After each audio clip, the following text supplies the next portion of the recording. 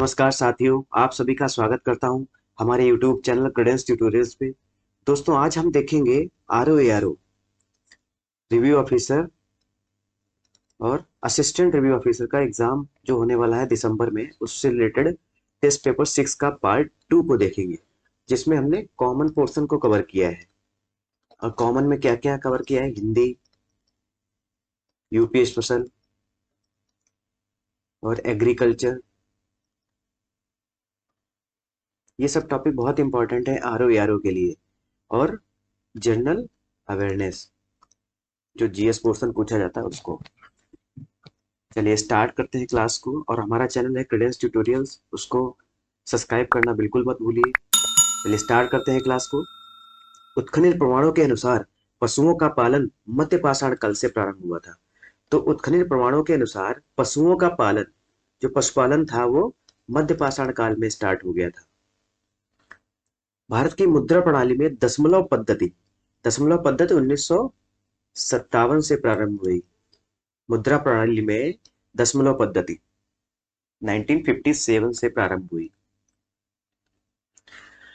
Next point, Pandit Jawaharlal Nehru के नेतृत्व में अंतरिम सरकार का गठन 1946 में हुआ था। तो एंटरिम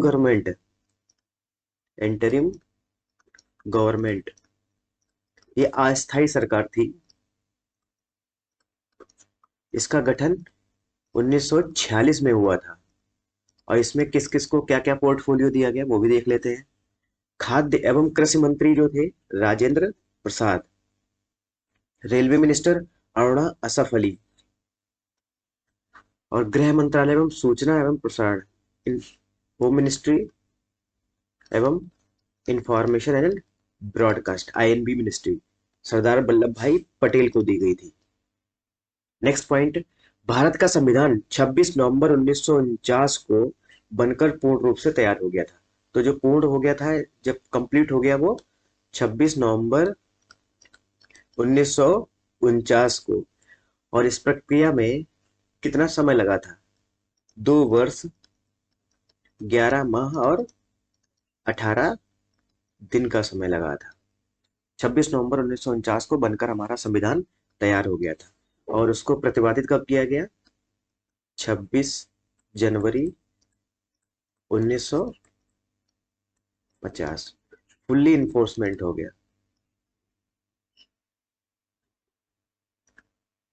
ठीक है। अब SAIL, steel authority of India limited, steel authority of India limited की स्थापना कब हुई है? 1974 में। वही gas authority of India limited, GAIL की स्थापना 1984 में।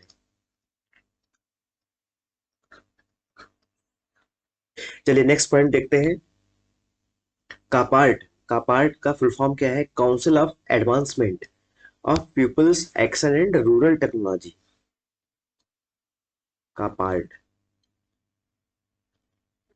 इसका मुख्यालय नई दिल्ली में है। और इसकी स्थापना कब हुई? 1986 में। 1986 में इसकी स्थापना हुई।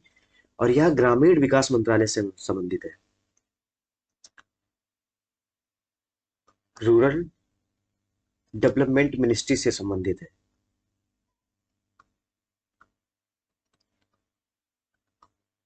ग्रामीण विकास मंत्रालय से इसका संबंध है कापार्ट का। NRHM, national rural health mission, national rural health mission की स्थापना, जो शुभारंभ हुआ था 12 अप्रैल 2005 को माननीय प्रधानमंत्री मनमोहन सिंह के द्वारा किया गया था इसका प्रारंभ। NRHM भारत में राष्ट्रीय आय का प्राकलन नियमित रूप से केंद्रीय सांख्यिकी CSO द्वारा, सेंट्रल स्टैटिस्टिकल ऑर्गेनाइजेशन द्वारा किया जाता है। तो राष्ट्रीय आय की गणना कौन करता है? CSO करता है। नेक्स्ट पॉइंट देख लेते हैं। नेक्स्ट इंपॉर्टेंट पॉइंट है फिंगरप्रिंटिंग से। DNA फिंगरप्रिंटिंग के उपयोग द्वारा इंग्लैंड में अपराध इंग्लैंड में सबसे पहला अपराध 1983 में हल किया गया था। तो डीएनए फिंगरप्रिंटिंग द्वारा सबसे पहला अपराध कहाँ हल किया गया था? इंग्लैंड में। और 1983 में इसे सॉल्व किया गया था। और डीएनए का फुल फॉर्म क्या होता है? Deoxy nucleic acid. NACO NACO संस्था का संबंध एड्स है। जो नाको संस्था है इसका संबंध एड्स से है। खाद्य मिलावट निवारण अधिनियम 1954 में प्रथम बार लागू किया गया था। तो खाद्य निवारण अधिनियम कब लागू किया गया? 1954 में। लेड में ग्रेफाइट यूज होता है। लेड पेंसिल पे ग्रेफाइट का यूज किया जाता है। जो पेंसिल की लेड होती है वो ग्रेफाइट की बनी होती है। ग्रेफाइट। ठीक है। अंतरिक्ष में भेजा गया भारत का सबसे पहला उपग्रह कौन सा था? आर्यभट्ट। नेक्स्ट पॉइंट देखते हैं। भारत का सबसे बड़ा जहाज तोड़ने का यार्ड गुजरात के अलंग नामक स्थान पर स्थित है। कहाँ पे स्थित है? अलंग। गुजरात के अलंग डिस्ट्रिक्ट में स्थित है। विटामिन B12 को क्या कहा जाता है? Cyano cobalamin. तो विटामिन B12 का रासायनिक नाम क्या है? Cyanocobalamin. और इसमें कोबाल्ट पाया जाता है।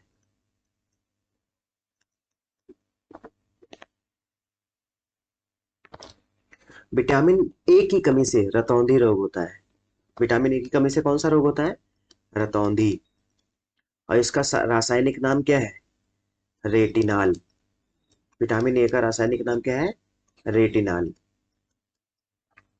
महाभारत के अनुसार पांचाल की राजधानी अहिछत्र में स्थित थी। ठीक है। अच्छा, यहाँ पे क्षत्रिय वाला चीज।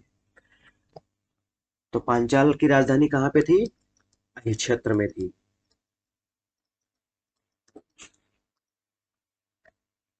नेक्स्ट पॉइंट देखते हैं। जैन तथा बुद्ध साहित्य प्राकृत एवं पाली भाषा में लिखे जाते थे। तो जैन साहित्य किससे लिखा जाता था? किसमें? प्राकृत भाषा में।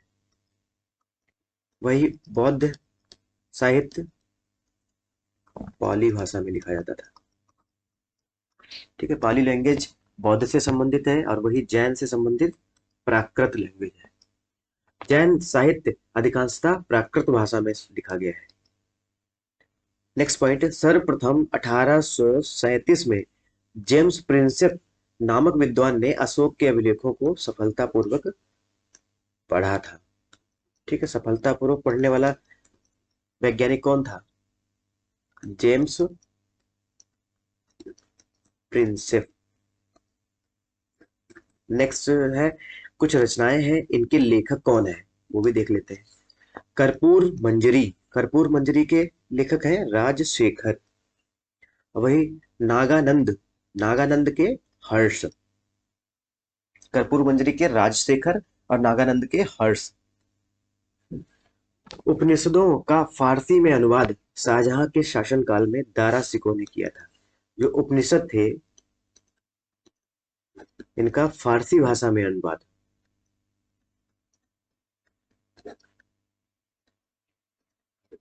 फारसी भाषा में अनुवाद दारा सिकोह ने किया था। ठीक है। तो फारसी भाषा में अनुवाद किसने किया? दारा सिकोह ने। खालसा के संस्थापक गुरु गोविंद सिंह ने स्वयं को सच्चा बादशाह कहा था। खालसा के संस्थापक गुरु गोविंद सिंह ने स्वयं को सच्चा बादशाह किसे कहा जाता है? गुरु गोविंद सिंह को।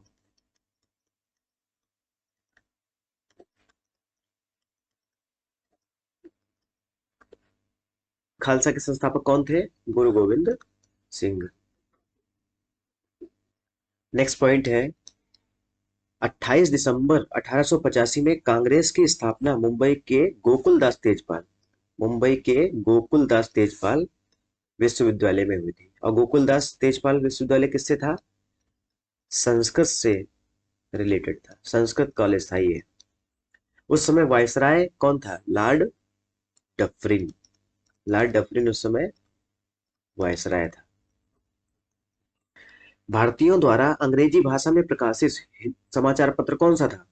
हिंदू पैट्रियट। तो हिंदू पैट्रियट जो था इंग्लिश में प्रकाशित भारतीयों द्वारा सबसे पहला समाचार पत्र था, इंग्लिश लैंग्वेज में था ये। 31 अक्टूबर 1920 को all India trade union Congress का गठन किया गया और इसके सबसे पहले अध्यक्ष कौन थे? लाला लाजपत राय। फिर लाला लाजपत राय को पहला अध्यक्ष चुना गया all India trade union Congress का। चितरंजन दास, चितरंजन दास को देश बंधु के नाम से जाना जाता है, ठीक है। सी आर दास को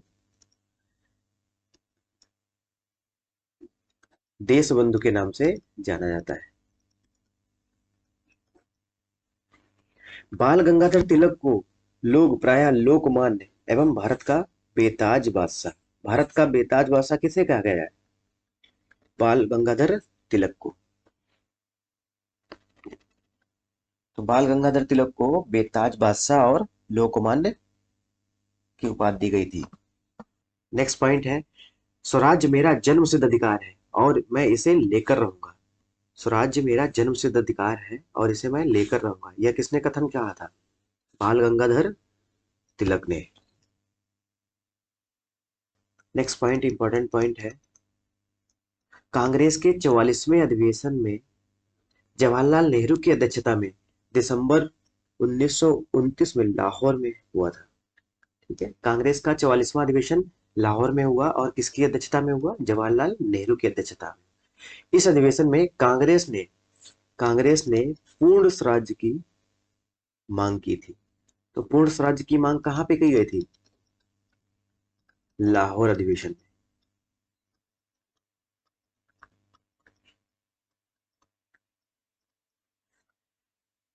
26 जनवरी को स्वतंत्रता दिवस मनाने का निर्णय लिया गया। इसी अधिवेशन में 26 जैन को स्वतंत्रता दिवस मनाने का निर्णय लिया गया था। मदर इंडिया बुक किसने लिखी है? कैथरीन मायो ने। तो कैथरीन मायो ने मदर इंडिया बुक लिखी है। हरिजन सेवक के संस्थापक घनश्याम बिरला थे। जो हरिजन सेवक के संस्थापक घनश्याम बिरला थे, इनको गांधी जी का दूसरा पुत्र कहा जाता है। गांधी जी का दूसरा पुत्र किसे कहा जाता है? घनश्याम बिरला को। पारिस्थितिकी तंत्र की संकल्पना का श्रेय एजी टांसले को कहा जाता है। तो फादर ऑफ इकोलॉजी, पारिस्थितिकी तंत्र के जनक किसे कहा जाता है? एजी टांसले। नेक्स्ट इंपॉर्टेंट पॉइंट है, अनुसूचित जातियों की जनसंख्या सर्वाधिक उत्तर प्रदेश में है और प्रतिशतता के मामले में पंजाब पहले स्थान पर है। तो शेड्यूल कास्ट एससी जो पॉपुलेशन है वो यूपी में सबसे ज्यादा है और परसेंटेज वाइज किसकी ज्यादा है? पंजाब में शेड्यूल कास्ट की जो जनसंख्या है वो प्रतिशतता के मामले में नंबर 1 पे है। कुछ दर्रा देख लेते हैं और किस राज्य में है। महत्वपूर्ण दर्रा है बॉमडिला। बॉमडिला दर्रा कहाँ पे है? अरुणाचल प्रदेश में। ये दर्रा से रिलेटेड मैंने ज्योग्राफी के लेक्चर में, आप वहां पे जाके हमारे प्लेलिस्ट में वो देख सकते हैं। जैलिपला सिक्किम, मुलिंगला उत्तराखंड, शिपकिला हिमाचल प्रदेश। तो ये जितने दर्रा हैं वो आप ज्योग्राफी लेक्चर में जाके आप देख सकते हैं और मैं इस लेक्चर में भी इसकी लिंक डाल दूंगा। नर्मदा नदी सतपुड़ा श्रेणी एवं विंध्य श्रेणी के मध्य में प्रवाहित होती है। जो नर्मदा नदी है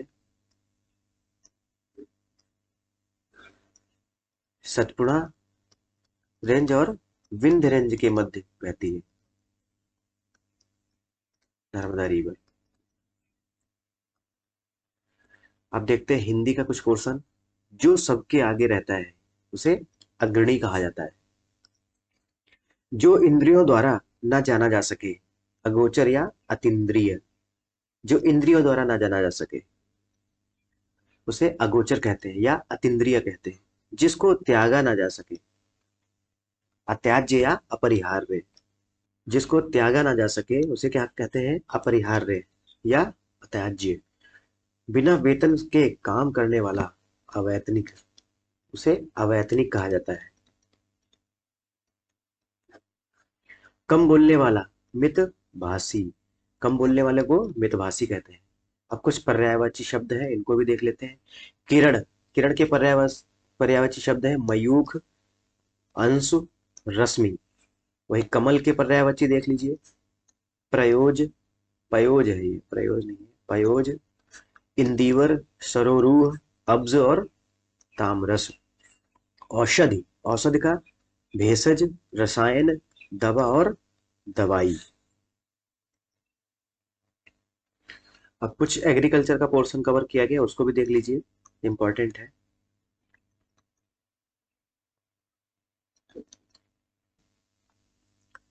भारतीय दलहन अनुसंधान केंद्र कहाँ पे स्थित है? कानपुर में। दलहन अनुसंधान केंद्र, दलहन कानपुर, दलहन कानपुर, ऐसे याद करिए। भारत में प्रथम विश्वविद्यालय की स्थापना पंत नगर में की गई थी। गोविंद बल्लभ पंत कृषि एवं प्रौद्योगिकी विश्वविद्यालय। केंद्रीय धान अनुसंधान अनुसंधान संस्थान, केंद्रीय धान अनुसंधान संस्थान कहाँ पे है? कटक में। केंद्रीय धान अनुसंधान संस्थान कहाँ पे है? कटक में। मिर्च में तीखेपन का कारण कैप्सिसिन, मिर्च में कैप्सिसिन, मिर्च में तीखेपन का कारण कैप्सिसिन होता है। अल्फा अल्फा, अल्फा अल्फा एक प्रकार की घास है। 1903 में प्रथम चीनी मिल प्रतापपुर में स्थापित की गई थी। ये देवरिया डिस्ट्रिक्ट में स्थित है, देवरिया जिले में इसकी स्थिति है। मूंगफली गाम्बिया की प्रमुख फसल है। गाम्बिया में सबसे ज्यादा मूंगफली पाई जाती है। वृक्षों में एक्जेंथिमा नामक बीमारी तांबे की कमी से होती है। जो एक्जेंथिमा होती है वो तांबे की कमी से होती है। तो वृक्षों में एक्जेंथिमा नामक बीमारी किसकी कमी से होती है? तांबे की कमी से। बकरी की उनके लिए सुप्रसिद्ध नस्ल कौन सी है? बकरी की सुप्रसिद्ध नस्ल कौन सी है? पश्मीना, पश्मीना बकरी की सबसे अच्छी नस्ल है। उत्तर प्रदेश विशेष में देख लेते हैं। प्रसिद्ध विंडम जलप्रपात, विंडम जलप्रपात कहाँ पे है? मिर्जापुर में स्थित है। अफीम कारखाना गाजीपुर में। उत्तर प्रदेश का मात्र एक कारखाना है वो अफीम का, वो गाजीपुर में है। तेल शोधक कारखाना मथुरा में। देश में सबसे कम वर्षा कहाँ पे होती है? मथुरा डिस्ट्रिक्ट में। कर राजस्व का सबसे बड़ा स्रोत यूपी में क्या है? व्यापार कर, जो ट्रेड टैक्स है यूपी में सबसे ज्यादा उससे वसूली की जाती है। बेगम समरू निर्मित चर्च सरधना मेरठ में है। बेगम समरू द्वारा निर्मित जो चर्च है वो उसका नाम है सरधना, मेरठ में स्थित है। 1989 में उर्दू को सेकेंड राजभाषा, ठीक है, सेकेंड राजभाषा का दर्जा दिया गया है। और यह कितने प्रयोजनों के लिए दिया गया है? 7 प्रयोजनों के लिए उर्दू को राजभाषा का दर्जा दिया गया है, सेकेंड राजभाषा। हिंदू मुस्लिम एकता का प्रतीक सुलह कुल उत्सव आगरा में मनाया जाता है। सुलह कुल उत्सव कहाँ मनाया जाता है? सुलह कुल उत्सव आगरा में मनाया जाता है। कजरी और विरह लोक नृत्य कहाँ के हैं? पूर्वांचल क्षेत्र के हैं। जो कजरी और विरह लोक नृत्य है वो पूर्वांचल क्षेत्र के हैं। सर्वाधिक लिंगानुपात वाले राज्य कौन कौन से हैं? जौनपुर, आजमगढ़ और देवरिया। तो सर्वाधिक लिंगानुपात जौनपुर, आजमगढ़ और देवरिया में पाया जाता है। 2011 की जनगणना के अनुसार, 2011 की जनगणना के अनुसार सर्वाधिक लिंगानुपात जौनपुर, आजमगढ़ और देवरिया में था।